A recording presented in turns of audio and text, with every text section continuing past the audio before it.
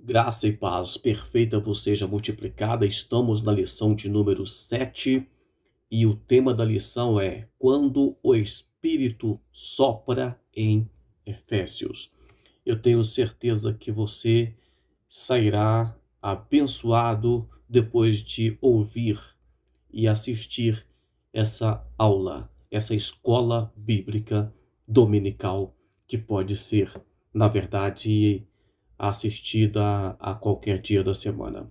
O texto áureo vai dizer assim: Assim a palavra do Senhor crescia poderosamente e prevalecia. Está em Atos capítulo 19 e versículo 20. Observem que o que crescia poderosamente era a palavra do Senhor. Nós precisamos de focar sempre na palavra de Deus. O texto fala do Espírito soprando e a palavra crescia. E junto com o crescimento da palavra, veremos mais à frente os sinais, milagres, maravilhas que Deus operava e operou nesse tempo. A verdade prática vai dizer: onde o Espírito Santo é derramado, a palavra é confirmada com poder. O pecado é confrontado e as vidas, famílias e cidades são transformadas. Se de fato o Espírito Santo está sendo derramado, saiba que acontece transformação, libertação, que veremos na última parte dessa lição, Deus operando poderosamente. E não era barulho, não era só mover, eram as pessoas se libertando e de uma forma viva, de uma forma eficaz, de uma forma definitiva, de uma forma que poderia ser visto a todos, todos poderiam perceber essa mudança ali naquele povo. A leitura bíblica em classe está em Atos capítulo 19, do versículo 1 ao 12. Faz o seguinte, deixa eu ler para você. E sucedeu que, enquanto Apolo estava em Corinto, Paulo, tendo passado por todas as cidades superiores, chegou a Éfeso, e achando ali alguns discípulos, então ele encontrou discípulos em Éfeso, isso é importante você observar, e disse-lhes: Recebeste vós já o Espírito Santo quando crestes? E eles disseram-lhe: Nós nem ainda ouvimos que haja Espírito Santo. Perguntou-lhes então: Em que sois batizados? E eles perguntou-lhes então: Em que sois batizados então? E eles disseram: No batismo de João. Mas Paulo disse: Certamente João batizou com o batismo do arrependimento, dizendo ao povo que cresce no que após ele havia de vir.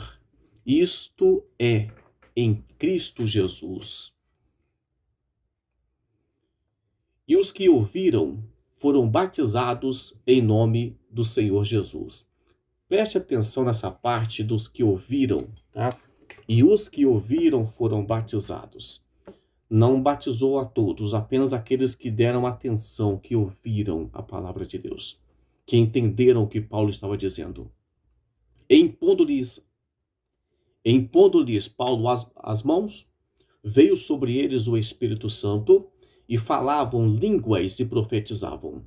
Aqui o comentarista vai sempre enfatizar a questão da imposição de mãos, mas batismo com o Espírito Santo com evidência em falar em línguas e profetizar.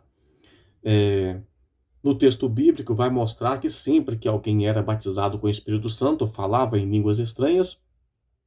E a questão de profetizar, nós vimos isso também até mesmo no Antigo Testamento, quando vemos, por exemplo, figuras como Saul e outras figuras que, no momento em que receberam ali, né, o Espírito Santo, profetizaram, nem que seja uma única vez, ou até mesmo como um sinal de aprovação de Deus. Mas aqui eles eram um sinal de que de fato estavam sendo revestidos de poder por terem falados em outras línguas e por terem profetizado. Estes eram todos uns 12 varões. 12 te lembra a quantidade de discípulos, né, de apóstolos de Jesus Cristo? 12 também dos filhos de Jacó, das 12 tribos de Israel. O número 12 é o número de governo de Deus. Aqui o apóstolo Paulo está aprendeu direitinho com Jesus, tá? Pegou os 12 discípulos aqui, os 12, né, varões aqui, e começou a ensiná-los. E entrando na sinagoga, falou ousadamente por espaço de 3 meses, disputando e persuadindo acerca do reino de Deus. Mas alguns deles se endurecessem e não obedecessem, falando mal do caminho perante a multidão. Retirou-se deles e se separou os discípulos, e disputando todos os dias na escola de um certo tirano.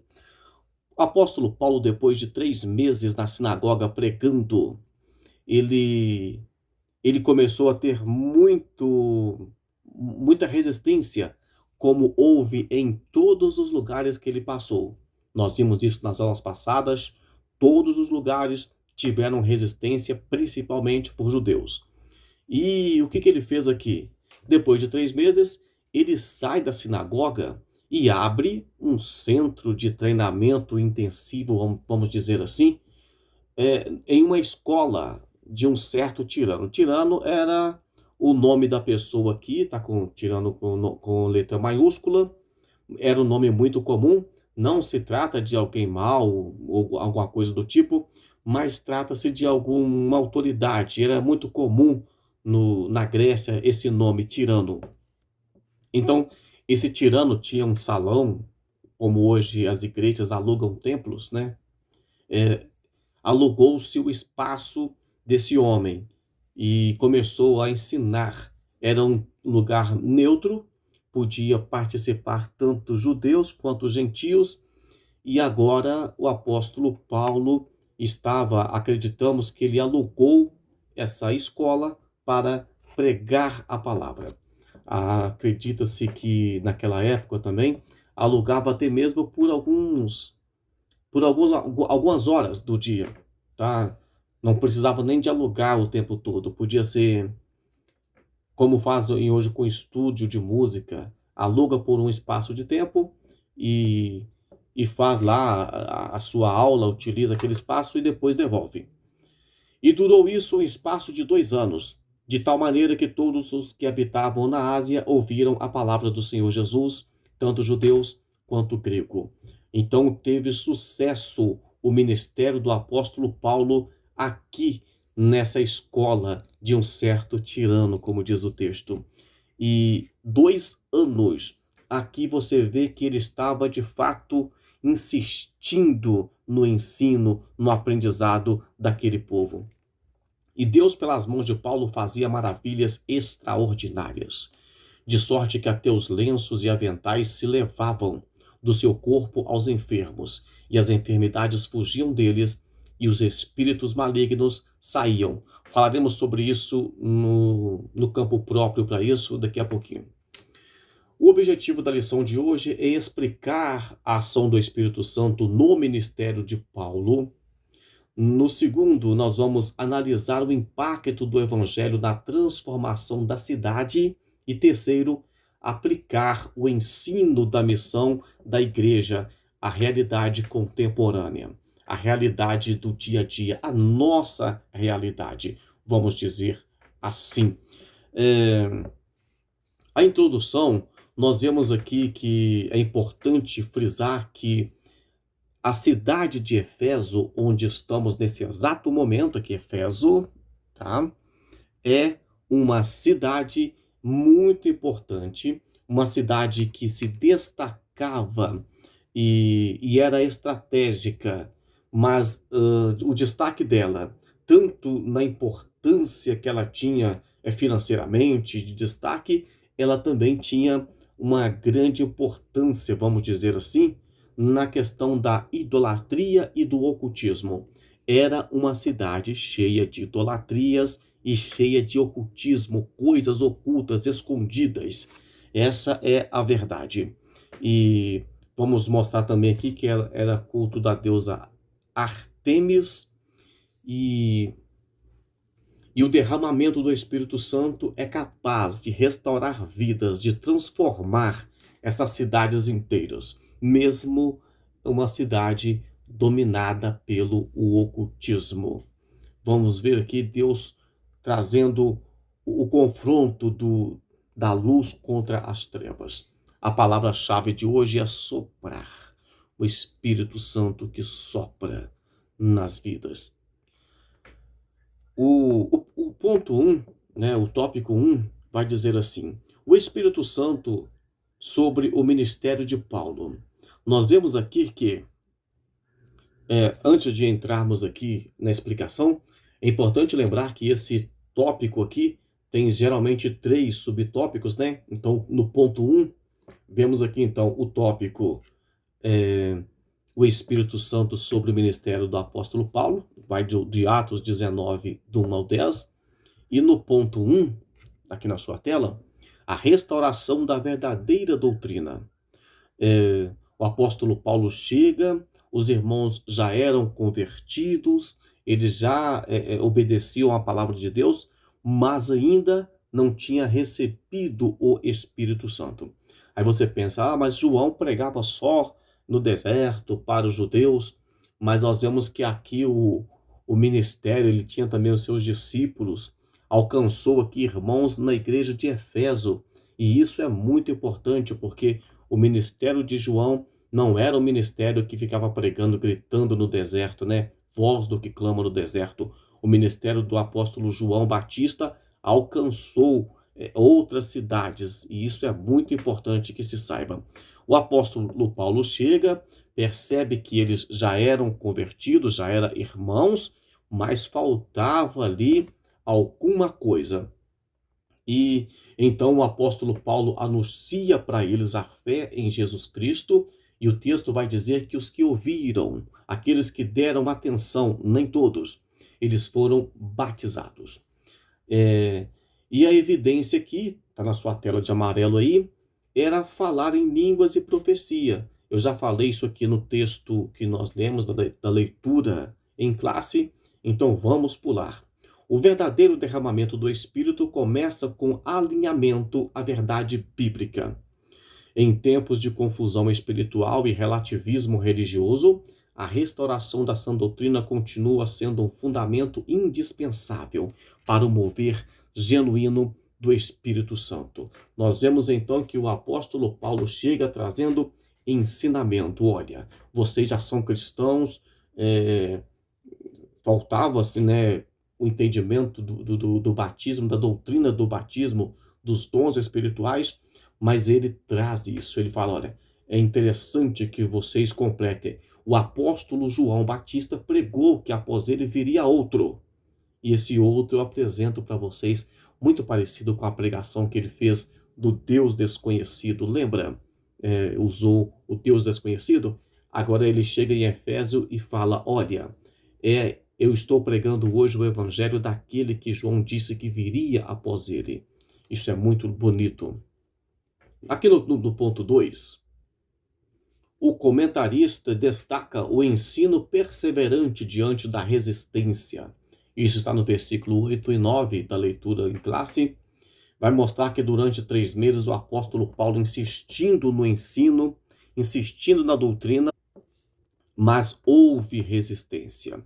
E diante da resistência, o que o apóstolo Paulo faz? Vai para uma escola neutra. Ele começa a ensinar o evangelho ali. O que é importante saber aqui? É importante saber que o apóstolo Paulo insistiu no ensino da palavra. Ele ficou ali durante 3 meses insistindo, depois ele pegou os discípulos, ele meio que peneirou, tirou ali o trigo do meio do joio e levou esses discípulos para outro local. E ficou mais 2 anos ensinando ali, insistindo na palavra de Deus, na pregação da palavra. Isso mostra que isso mostra que o ensino perseverante, ele vai preparar terreno para milagres. Ele não foi do milagre para o ensino, foi do ensino para o milagre. Esse foi o andamento que o apóstolo Paulo fez. Ah, vemos agora aqui no ponto 3 a formação sólida que transforma uma região inteira. Vemos então que na escola de Tirano, Paulo passa a ensinar diariamente. Ele investia tempo, investia disciplina e profundidade na formação espiritual dos discípulos.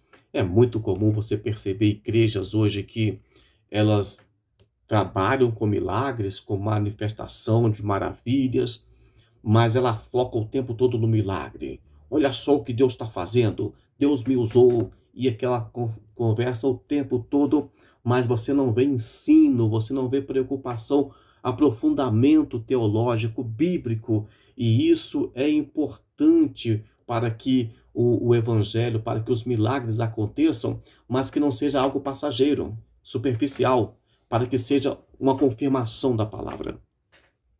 O ensino consiste em preparar terreno para milagres, libertação e transformação social. Libertação e transformação social. Será que o evangelho que nós pregamos hoje tem transformado vidas? Ou as vidas têm transformado o evangelho? Será que nós estamos pregando o evangelho e as pessoas estão ficando parecidas com Cristo? Ou a igreja está cada vez mais parecida com o mundo? Veremos mais sobre isso à frente. Quando a igreja se alia à palavra, o Espírito e perseverança, está mostrando que ainda hoje as nações precisam ser impactadas. E para isso acontecer, a igreja precisa de estar aliada à palavra. E o Espírito Santo e a perseverança nesse ensino, nessa busca pelo Espírito Santo, nessa preocupação com as coisas espirituais. Vemos aqui que na sinopse 1, para fechar esse tópico 1, que o ministério de Paulo, o Espírito restaura a doutrina e fortalece o ensino fiel. No ministério de Paulo, então, tem ensino, tem doutrina, tem um ministério, um ensino fiel da palavra de Deus. Ele preocupou em instruir aqueles varões, varões que nós vemos aqui que eram em número de 12, né? A preocupação dele de criar, formar um grupo sólido. No ponto 2, no tópico 2, o derramamento do Espírito Santo é o impacto do Evangelho na cidade. Quando o Espírito Santo é derramado, o que é que acontece? Começa-se ensinando a palavra e agora o Espírito Santo é derramado. Quando você ensina a palavra, o Espírito sopra. E quando o Espírito sopra, o que acontece? É o que veremos nesse tópico. Ponto 1. Manifestações extraordinárias do poder do Espírito Santo. Vemos aqui que nós vimos, né, que foram milagres, foram coisas extraordinárias que aconteciam. Vai mostrar que até objetos que tocavam o apóstolo tornavam-se instrumento da ação divina. Era objeto, fruto ali do suor, da luta, da batalha do apóstolo. Não era simplesmente um objeto, porque hoje é muito comum as pessoas, sem querer criticar a igreja de ninguém aqui, mas vem aqui porque vai ter uma água que eu busquei no Rio Jordão. Beleza, foi lá, buscou uma água. Vai ter um óleo que foi trazido do Getsemane. Então eu só estou inventando aqui. Mas a ideia é essa. Qual é a importância disso? Se eu trago um óleo lá do Getsemane, é interessante, historicamente, é muito legal, né? Quem não vai querer um óleo trazido do Getsemane, o jardim onde Jesus orava, e o seu suor tornou-se como grossas gotas de sangue. Mas aqui nós vemos que as peças que o apóstolo Paulo usava ali, um lenço que ele tinha, que ele usava, e isso estava até mesmo encostando em pessoas e fazendo milagres. Qual a diferença disso para os dias de hoje? A diferença disso para os dias de hoje é que na época do apóstolo Paulo, às vezes ele fez isso porque, ah, por causa da urgência, da necessidade. Mas o erro de hoje é que as pessoas fazem isso para ganhar dinheiro, em busca de algo financeiro. Estão vendendo a fé. Você leva um cajadinho para casa, leva uma arquinha, leva não sei o quê, leva uma chavinha do céu, e isso, e você dá uma oferta. Geralmente te dá um envelope junto. Você vai trazer o envelope, vai trazer uma garrafinha, vai encher de água e traz o envelope junto. O apóstolo Paulo não fazia isso para ganhar dinheiro. Nós vimos que até tenda ele fez para ajudar no custo do seu ministério, no sustento, mas nós vemos que a diferença é apenas essa, é que Paulo não fazia por dinheiro, ele fazia por causa da urgência, tinha que ser útil, tinha que funcionar, tinha que ser rápido, ele não podia ir em todos os lugares, e então nós vimos que até objetos que o apóstolo Paulo tocava, ele estava curando pessoas, isso mostra o poder de Deus na vida do apóstolo Paulo. No ponto 2, o confronto espiritual e a ruptura com o ocultismo. Isso aqui é interessante. Vemos que os filhos de Cefas, quando o apóstolo Paulo começou ali pregar, expulsar demônios e tudo, algumas pessoas começaram a imitar o apóstolo Paulo. Nós vimos em outras passagens pessoas oferecendo dinheiro, né, bem no comecinho da lição, para que o dom, né, o dom que o apóstolo Paulo estava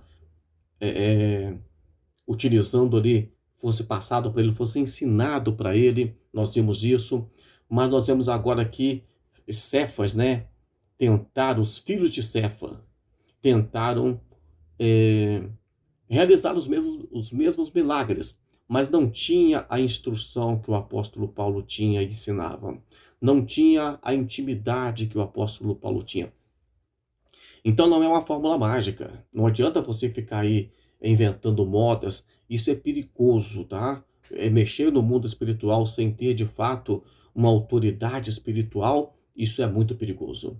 Aqui o texto vai dizer aqui: a autoridade espiritual não se imita, mas procede da comunhão com Cristo. Veja Atos 19, do 13 ao 16.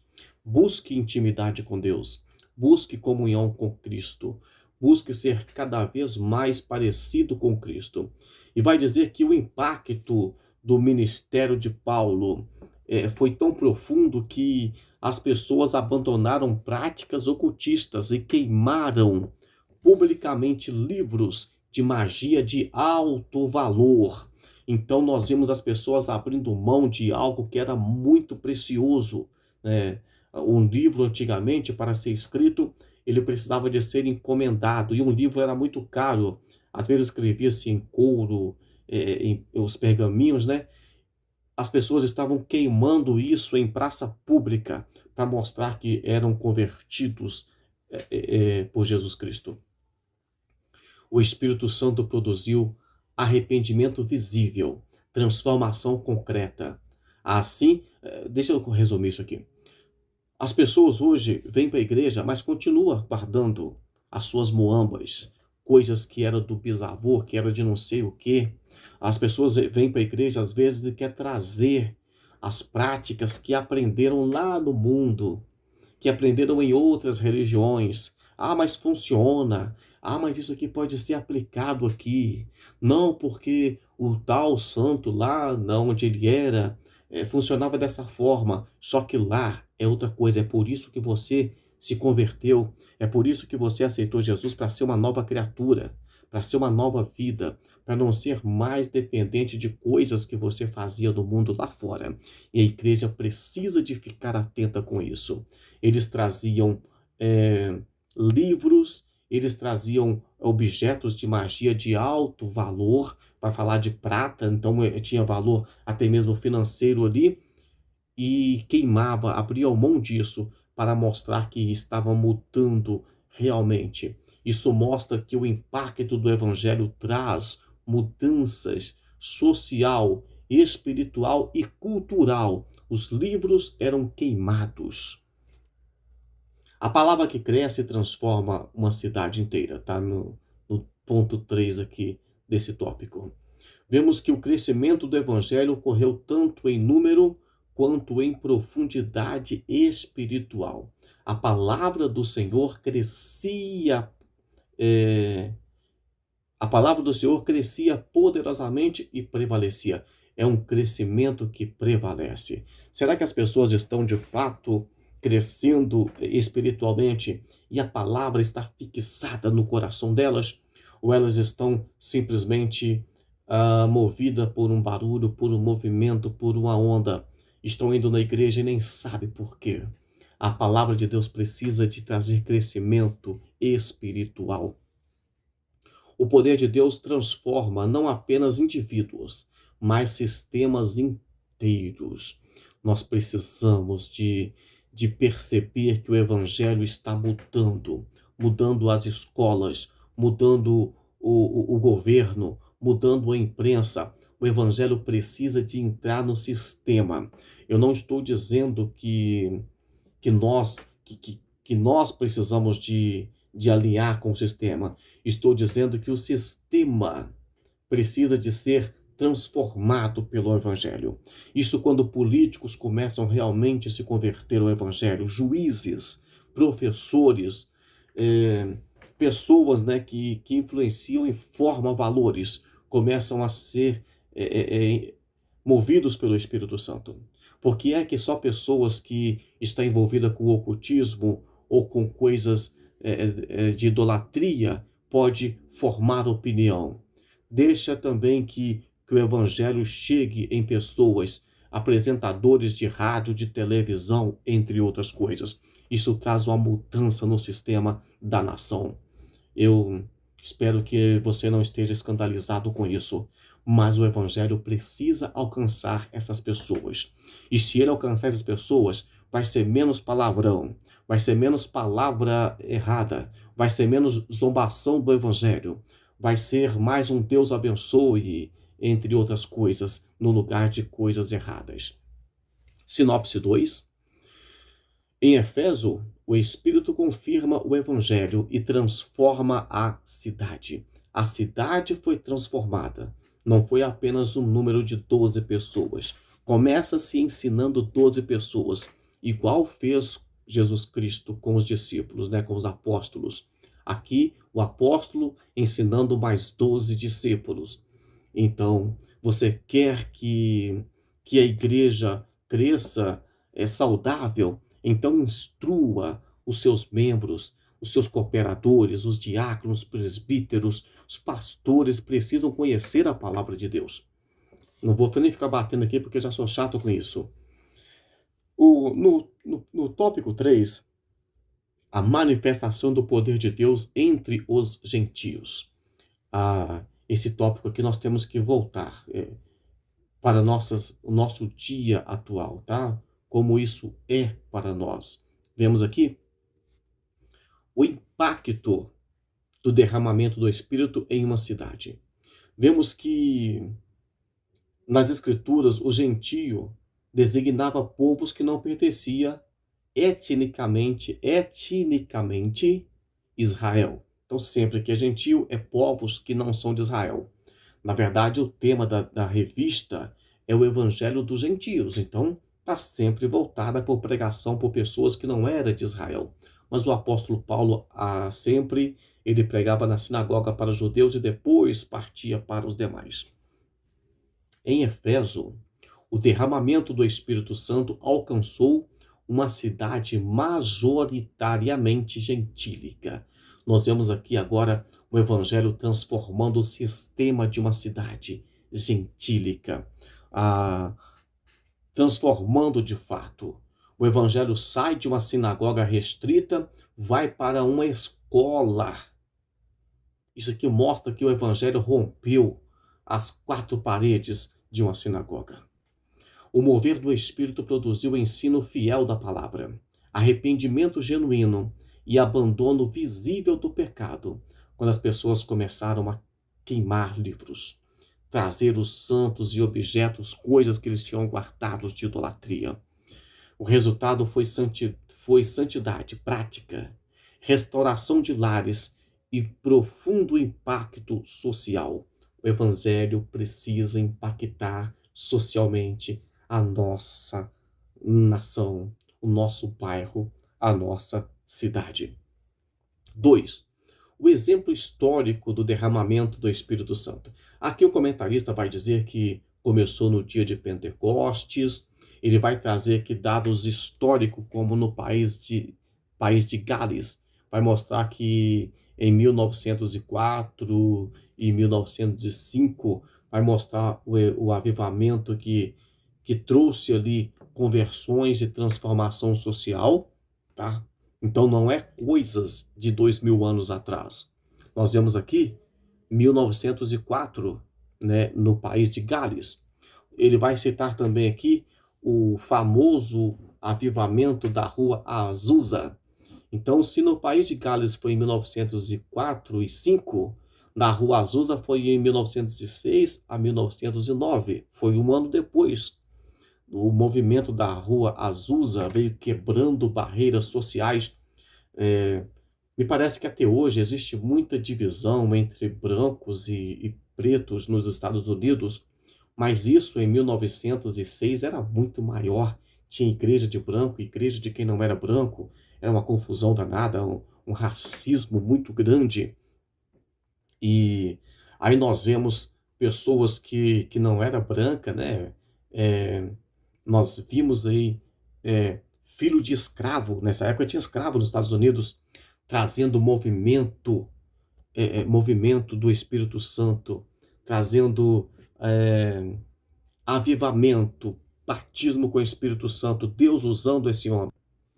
Então, o líder do movimento na rua Azusa era filho, né, de ex-escravos. Ele não era escravo, era filho de ex-escravos, porque já havia ocorrido a abolição aqui nessa época, mas extrema pobreza, alguém pobre, mas o evangelho Deus usou, e isso rompeu barreiras, porque não ficou apenas em pobres. Esse movimento, esse avivamento cresceu. No Brasil, em 1910, aqui, claro que, né, com todo respeito, o comentarista vai puxar a sardinha, mas foi quando chegou a primeira igreja pentecostal no Brasil, ou quando o pentecostalismo chegou no Brasil, através de Daniel Berg Krunavigri. Aqui ele vai trazer esses missionários que vieram trazer o evangelho aqui, pregando os dons espirituais, avivamento contínuo. E vai concluir que Deus ainda cumpre a sua promessa de derramar o Espírito Santo sobre toda a carne. Veja Isaías 44, versículo 3 e Joel 2, 28 a 32. Sobre essas passagens bíblicas aqui, é importante lembrar que alguns textos sobre esse avivamento, isso vai acontecer lá no milênio.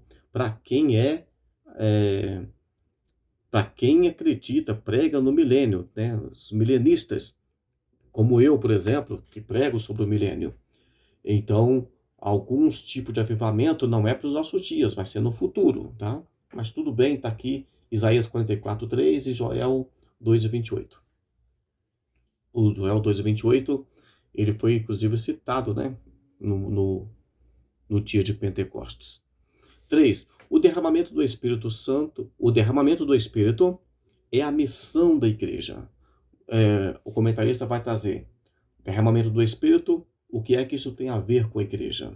Então vai ver que onde o Espírito é derramado, o medo cede lugar à ousadia, os crentes tornam-se testemunhas eficazes. Tem Atos 1:8, né? Que vai dizer, mas recebereis a virtude que há de vir sobre vós, e ser-me-eis testemunhas. Então, crente que recebe o Espírito Santo vira uma testemunha de Jesus Cristo. É por isso que nós vemos muito crente hoje com a boca fechada que não prega o Evangelho, porque não receberam o derramamento do Espírito, o revestimento de poder. E vai dizer que o derramamento não é um fim em si, mas é o início do impulso missionário. Quando eu recebi o batismo com o Espírito Santo, e agora? Agora você vai sair como uma tocha acesa para o mundo, espalhando o Evangelho. É isso que acontece quando alguém recebe o Espírito Santo. Sinopse 3. Por meio da igreja, o Espírito impacta nações e impulsiona a missão hoje. Então, quem que o Espírito Santo usa? A igreja. Nós vemos que quem envia missionários é a igreja nas primeiras lições. E por meio da igreja é que o Espírito Santo impacta nações, muda a cultura, transforma sistemas no dia de hoje. Para concluir aqui, nós vemos aqui que o derramamento do Espírito Santo em Efeso vai revelar a palavra ensinada com fidelidade. Não foi um mover superficial, mas profundamente espiritual e ético, gerando frutos duradouros. O que o comentarista está dizendo aqui? Está dizendo que o mover, ele não é só por cima, não é só um barulho. Não é aquele movimento que você vai para a igreja, pula, grita, e depois vai embora e esquece o que aconteceu. Ah, qual foi a palavra que foi pregada? Ah, não sei, só sei que estava uma bênção, estava uma alegria danada, todo mundo pulando. Danado foi ruim, né? Estava uma alegria imensa, todo mundo pulando, gritando, mas o que você aprendeu? Nada. Pronto. Então o Evangelho, ele traz aqui ensinamento com fidelidade. Foi um mover que foi profundo, foi espiritual e foi ético, gente. Mesmo que seja barulho, gritaria, Pentecoste e tal, né, manifestação de alegria, mas tem que ter ética. Nós não podemos ficar pregando o evangelho falsificado, como o apóstolo Paulo fala na carta aos Coríntios. O evangelho não pode ser falsificado. Ele tem que ser genuíno e tem que gerar frutos duradouros, né? Frutos que dura. Como Jesus Cristo falou, né, que eu vim para que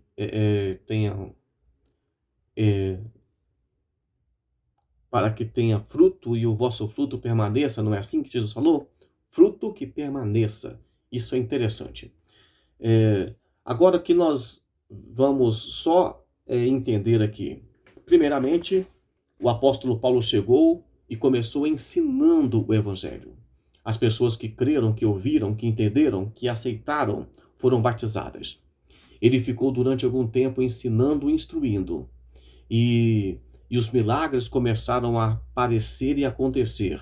E depois que juntou palavra de Deus, ensino profundo e genuíno com milagres, então houve transformação da cidade de Efeso. E as pessoas abriram mão publicamente dos seus deuses, da sua idolatria e do ocultismo. Tá? É importante lembrar que está cheio de pessoas que mexem com o ocultismo dentro da igreja. Elas não são confrontadas, elas não são influenciadas, elas estão lá escondidas, ocultas. E isso é importante. A igreja precisa transformar através do Espírito Santo, trazer transformação, mudança de vida e de comportamento. Vamos, aqui na sua tela está a primeira pergunta com resposta, né? Você pode tirar um print, eu não vou ler para você por causa do tempo. A pergunta 2, eu vou mudar agora. A 3 com resposta, né? Pergunta com resposta. A 4 e a última, 5. As lições sempre têm 5 perguntas com resposta. Eu fico por aqui. Deus abençoe grandemente a sua vida. Um forte abraço e até mais.